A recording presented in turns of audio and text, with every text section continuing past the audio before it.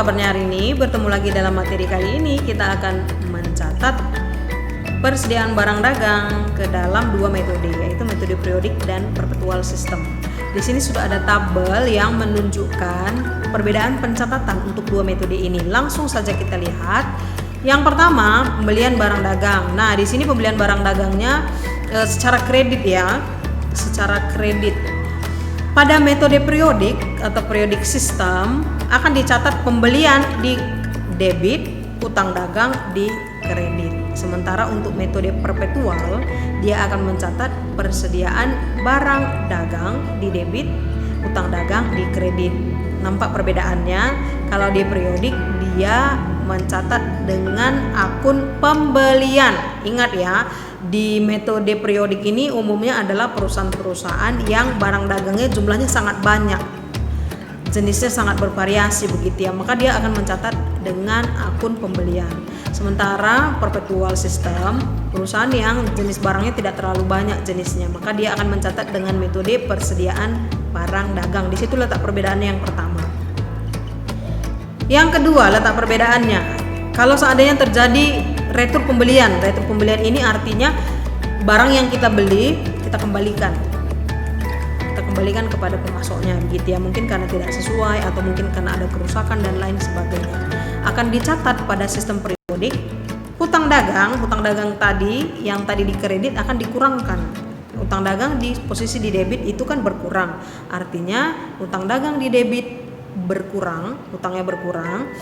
Di sisi kreditnya dicatatkan retur pembelian dan pengurangan harga. Karena tadi kan di sistem periodik kan dia mencatat dengan metode pembelian, ada akun pembelian ya, maka pada saat dikembalikan retur pembelian. Beda halnya dengan perpetual. Di perpetual karena dia tidak mencatatnya sebagai pembelian, maka pada saat dia mengembalikan barang dagang itu yang berkurang adalah persediaan barang dagang. Jadi jurnalnya adalah hutang dagang di debit, persediaan barang dagang di kredit. Untuk biaya angkut tidak ada perbedaan.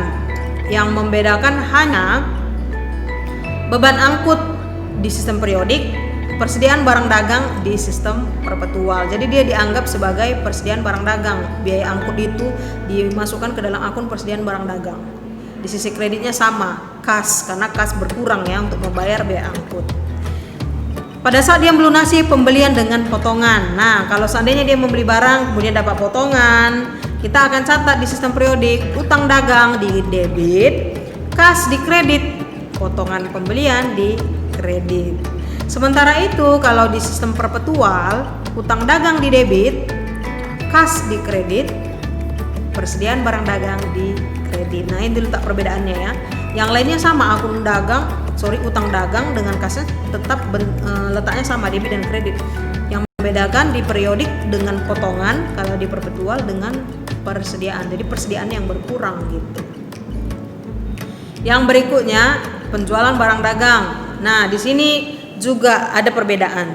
Kalau di sistem periodik dia hanya akan mencatat piutang dagang di debit, penjualannya di kredit. Sementara untuk di perpetual system, piutang dagang di debit, penjualan di kredit, ada tambahan catatan HPP, harga pokok penjualan di debit. Harga pokok tadi kan sudah pernah kita bahas di video sebelumnya ya, menghitung harga pokok.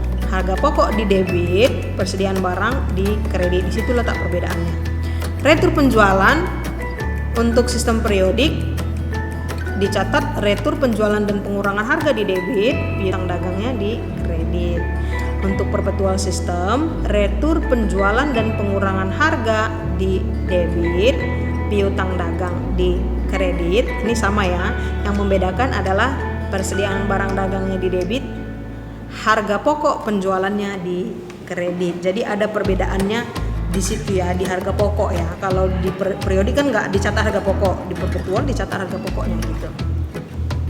Kalau seandainya dia menerima pelunasan dengan potongan penjualan, maka di periodik system kita catat kas debit, potongan penjualan debit, piutang dagang kredit. Sama juga dengan di perpetual system. Kalau menerima pelunasan, kasnya di debit, kalau ada potongan dicatat di debit, kemudian piutangnya berkurang di kredit. Nah, untuk lebih jelasnya mengenai sistem pencatatan persediaan ini yang sudah dibahas di kolom-kolom ini tadi, kita akan masuk ke contoh soal. Di sini ada ilustrasi. Pada tanggal 2 Oktober 2013, perusahaan membeli barang dagang dari UD Makmur dengan syarat 2/10 N/30 sebanyak 100 unit dengan harga Rp750.000 per unit. Ingat, di video sebelumnya kita sudah bahas bahwa ketika ada muncul syarat 2/10 N/30 artinya akan mendapatkan potongan 2% dalam tempo 10 hari sejak tanggal transaksi. Berarti transaksinya di tanggal 2 ini kan. Jadi kalau seandainya dia membayar maksimal tanggal 12, dia dapat potongan ini sebanyak 2%. Paling lama dibayar 30 hari setelah tanggal transaksi. Nah, ini kita jurnal dulu untuk pembeliannya. Kalau dia menggunakan metode periodik, maka jurnalnya adalah pembelian 75 juta rupiah. 75 juta rupiah itu diperoleh dari 750.000 per unit. Dia berbelanja sebanyak 100 unit. Maka 750.000 dikali 100 dapat hasilnya 75 juta rupiah. Pembelian 75 juta rupiah, utang dagang 75 juta rupiah. Pembelian bertambah, utang dagang di kredit bertambah. Jadi untuk bisa membuat jurnal, sekali lagi saya ingatkan, harus menguasai mekanisme debit dan kredit. Jadi kita harus sudah tahu akun mana yang bertambah di debit, akun mana yang bertambah di kredit, akun mana yang berkurang di debit, akun mana yang berkurang di kredit, supaya memudahkan kita pada saat kita membuat jurnal. Nah, di sini pembeliannya bertambah, utang dagangnya bertambah karena dia ada syarat. Kalau syarat itu menandakan bahwa transaksi itu dilakukan secara kredit.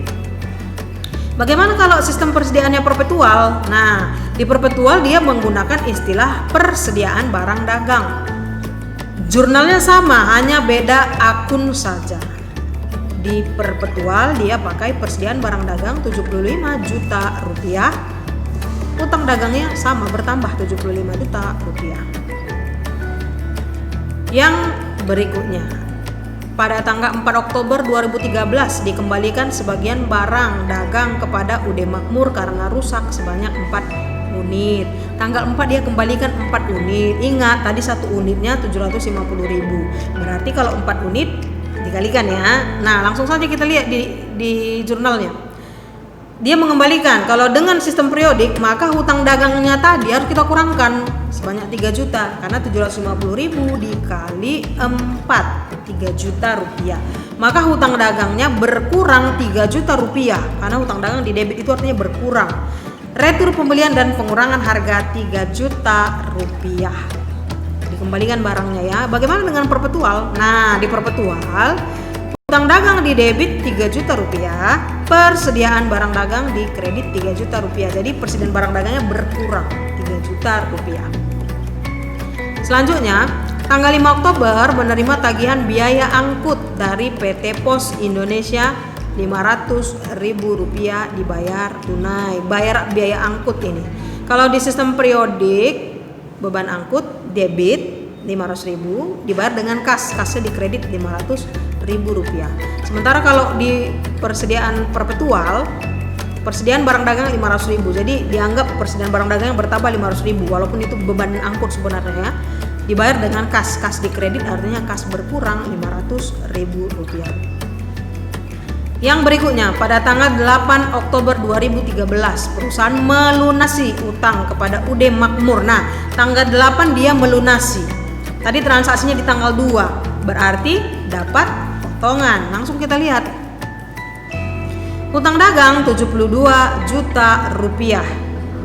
Tadi kan udah dipulangkan 4 unit.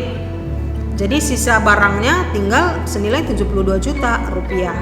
Tadi kan potongannya 2%, maka 2% dikali 72 juta rupiah dapatlah potongannya 1.440.000. Ini kita catatkan ke kredit. Jadi kas yang akan kita bayar hanya 70.560.000 lagi. Makanya kasnya berkurang 70.560.000 rupiah. dan potongan Rp1.440.000. Jadi dia tetap balance ya antara debit. Ini kalau kita hitung yang sisi kredit jumlahnya sama 72 juta rupiah sama dengan di sisi debit. Berarti kalau membuat jurnal ingat selalu debit dan kredit harus sama balance, harus sama jumlahnya gitu ya. Bagaimana kalau perpetual? Nah, di sistem perpetual yang membedakan adalah dia catatnya persediaan barang dagangnya dikurangi Rp1.440.000. Jadi potongan pembelian diganti jadi persediaan barang dagang, istilah akunnya gitu. Nama akunnya persediaan barang dagang. Bedanya di situ aja. Sementara untuk pencatatan utang dagangnya berkurang 72 juta rupiah itu sama ya, periodik dan perpetual. Tanggal 8 Oktober 2013, perusahaan menjual barang dagang yang dibeli pada tanggal 2 Oktober. Nah, dijualnya tadi kan udah dibeli. Ternyata di tanggal 8 laku ini barang. Dijual barang ini kepada toko amanah. Syarat 1/10 N/30. Ingat ya, 1/10 N/30 artinya 1% dalam tempo 10 hari. Dapat potongan 1% dalam tempo 10 hari dengan maksimal pembayarannya 30 hari sejak tanggal transaksi.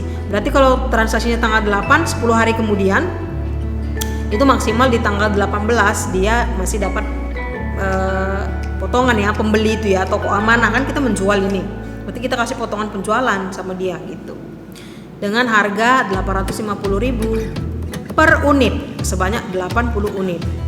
Nah, dia menjual ini secara kredit, berarti dicatat ke dalam jurnal piutang dagang 68 juta rupiah itu diperoleh dari 80 unit kali 850.000. Piutang dagang 68 juta, penjualan di kredit 68 juta rupiah. Kalau di sistem perpetual dia akan mencatat piutang dagang 68 juta rupiah, penjualan 68 juta rupiah, kemudian dia akan mencatat harga pokok. Harga pokoknya 60 juta rupiah. Dari mana 60 juta rupiah ini kita peroleh? Dari harga pada saat kita melakukan pembelian. Maka harga pokok kita 60 juta rupiah. Di debit, kemudian persediaan barang dagangnya 60 juta rupiah. Ingat ya, harga pokok itu adalah harga dasar kita. Pada saat kita membeli kan kita beli dengan harga 750.000 rupiah. Yang selanjutnya pada tanggal 10 Oktober 2013 menerima pengembalian barang dagang dari toko amanah karena rusak sebanyak 2 unit. Berarti barang kita dikembalikan 2 unit. Kita jurnal di sistem periodik, retur penjualan dan pengurangan harga 1.700.000, piutang dagangnya 1.700.000 rupiah. Untuk di perpetual, retur penjualan dan pengurangan harga 1.700.000, piutang dagang di kredit 1.700.000. Nah, ini juga yang membuat dia berbeda. Ada dicatat HPP, harga pokok penjualannya 1.500.000 rupiah. Persediaan barang dagangnya di debit 1.500.000, harga pokok 1.500.000 di kredit. Dari mana 1.500.000 ini? Dari harga pokok kita. Harga beli kita tadi 750.000. Karena dikembalikan 2 unit berarti harga pokok kita 1.500.000. Itu maksudnya ya. Berarti persediaan dagang kita bertambah 1.500.000 karena dikembalikan barang kita itu. Harga pokok kita kreditkan 1.500.000. Pada tanggal 15 Oktober 2013 menerima pelunasan dari toko amanah atas penjualan pada tanggal 8 Oktober. Nah, ingat tadi dia ada syarat 1/10 N/30. Berarti dia dapat potongan 1%. Dan ingat lagi, dia sudah mengembalikan 2 unit. Nah, jadi kita catat. Kas yang akan kita terima adalah 65.637.000 rupiah. Potongan penjualannya 663.000 rupiah. Potongan penjualan ini diperoleh dari mana? 1% dikali penjualan kita tadi. Penjualan kita tadi kan di awal 68 juta rupiah. Kemudian dikembalikan 2, tinggal 66.300.000 ya. 1%-nya 663.000, 1%-nya. Berarti piutang dagang kita 66.300.000 rupiah di kredit. Paham maksudnya ya? Piutang dagang kita kan tadi 66.300.000 rupiah karena sudah dikembalikan 2 unit. Yang 2 unit tadi kan ada nilainya tadi udah dihitung tadi ya di sebelumnya ini. Sorry, ini dia. Kan dikembalikan 1.700.000. Oke, saya kembali dulu ya ke sini. Nah, tadi kan dia menjual ke 68 juta. Kemudian di tanggal berikutnya dikembalikan 2 unit.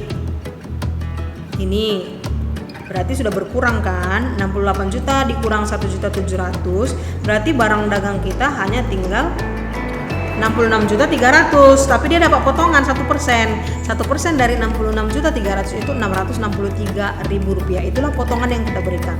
Maka kas yang kita terima hanya tinggal 65.637.000. Diperoleh dari mana? Dari piutang dagang 66.300.000 dikurang potongannya 663.000. Sementara untuk sistem perpetual, untuk sistem perpetual yang membedakannya adalah di sini ya, nilainya sama ya. Di perpetual kas 65.637.000, potongan penjualannya 663.000, piutang dagang 66.300.000. Jadi sisi debit dan sisi kredit jumlahnya sama, yaitu 66.300.000. Oke. Sampai di sini untuk materi kita hari ini. Ingat, pada saat dia melunasi kita harus lihat dulu apakah ada sebelumnya barang dikembalikan atau tidak. Kalau tidak ada berarti kita hitung dari harga penjualan atau pembelian itu. Langsung kita hitungkan diskonnya berapa, potongannya gitu ya. Dihitung. Kalau ada dikembalikan kita perhitungkan berapa yang dikembalikannya, begitu seterusnya. Oke. Sampai di sini dulu materi kita hari ini. Semoga kalian dapat memahaminya. Sampai ketemu di materi selanjutnya. Tetap semangat, tetap jaga kesehatan. Bye-bye.